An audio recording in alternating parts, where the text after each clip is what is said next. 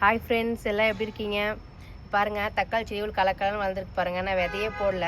இந்த பிளான்ட் வந்து நான் கம்போஸ்ட் மண்ணில் தாங்க வச்சேன். அந்த கம்போஸ்ட் மண்ணிலேருந்து பாருங்கள் தக்காளி செடியோடு சூப்பராக வளர்ந்துருக்குன்ட்டு இதுலேருந்து எடுத்து நான் வேறு பாட்டுக்கு நான் மாற்ற போகிறேன். ஆனால் வந்து அதில் எப்படி வளரும்னு தெரியல. இது தலைன்னு இருக்குது பாருங்கள். ஏன்னா இது ஃபுல்லாக கம்போஸ்ட் மண்ணுங்க. அவ்வளோ சத்து இருக்குங்க. அதனால நல்ல தலைன்னு இருக்குது பாருங்கள். இதுலேருந்து எடுத்துகிட்டு நான் வேறு பாட்டில் மாற்ற போகிறேன்.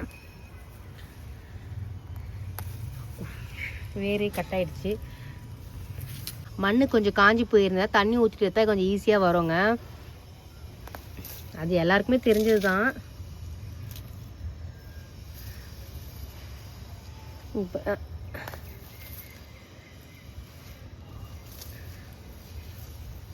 எல்லாத்துலையும் தக்காளி செடி எல்லாம் முளைஞ்சிருக்குங்க.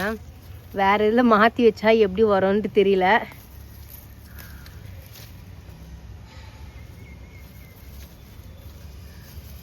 மற்றதெல்லாம் வேறு பாட்டில் அரேஞ்ச் பண்ணிட்டு அதில் மாற்றி வைக்கணும். இதை மட்டும் எடுத்துக்கிறேன் பாருங்கள்.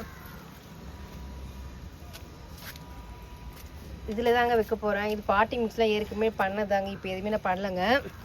இது பாருங்கள். இப்போ வந்து நம்ம வந்து ஒரு நாற்று நம்ம நடணும்னா ரெண்டாக வைக்கணுங்க. ரெண்டாக வச்சோன்னா நல்லா ஈல்டு கிடைக்குங்க. இது வந்து நம்ம 2 வேரை வச்சோன்னா அது வந்து ஒரே வேரே ஆகிடுங்க.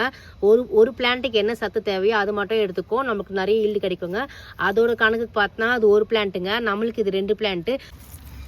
எந்த நாற்றாக இருந்தாலும் 2 வைங்க. இந்த வில்லேஜ் சைடில் 2 ரெட்டையாக தாங்க வைப்பாங்க. ஒரு மண்புழுவாக இருக்கு பாருங்க.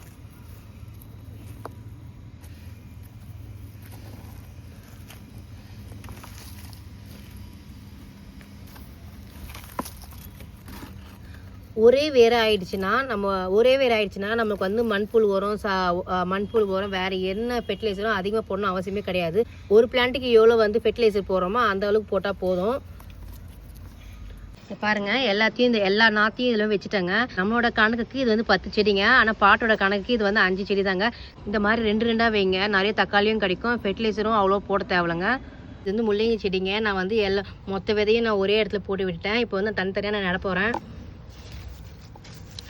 அதோட ஸ்கின்னை வந்து நான் செப்பரேட்டாக அது எடுக்கணும், அது ஆஞ்சி எடுக்கணும். அதனால நான் என்ன பண்ணிட்டேன், அந்த ஒரே இடத்துல போட்டு விட்டுட்டேங்க. இதை அப்படியே இப்போ வேறு இதில் நடணுங்க. பாருங்கள் கொத்தை எப்படி இருக்குது பாருங்கள்.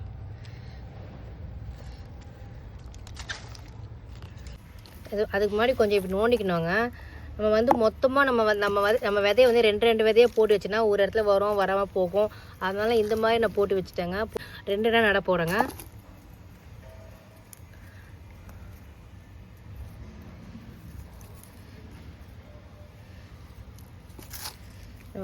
இந்த மாதிரி ஹோல்ஸ் போட்டுக்கோங்க. குச்சியால் போட்டுக்கோங்க.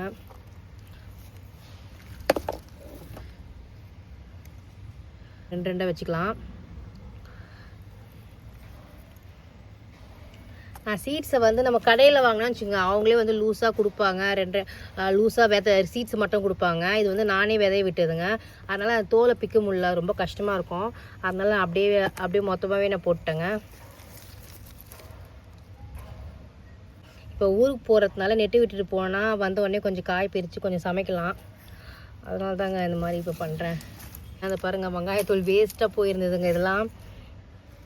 இதெல்லாம் வண்டியில் விற்கிறாங்க பாருங்கள். ஒரு நாள் நல்லா நைட்டில் வாங்கினேன் பாருங்கள். ஏமாந்து வாங்கிட்டேன். எல்லாமே அழுகி போயிடுச்சிங்க. அதனால எல்லாத்தையும் லைனாக சொறி வச்சுருக்கேன். வெங்காயத்தாள் இருந்தால் எதனா செய்யலாம். இதில் வெங்காயத்தாள் வச்சு காரக்குழம்பு வச்சா ரொம்ப டேஸ்ட்டாக இருக்குங்க. பாருங்கள், 2 இப்போ வச்சுட்டேன். இப்போ நல்லா கலக்கலன்னு வந்துடுங்க. நான் ஊருக்கு போயிட்டு வந்து இது எப்படி இருக்குன்னு நான் காட்டுறேன்.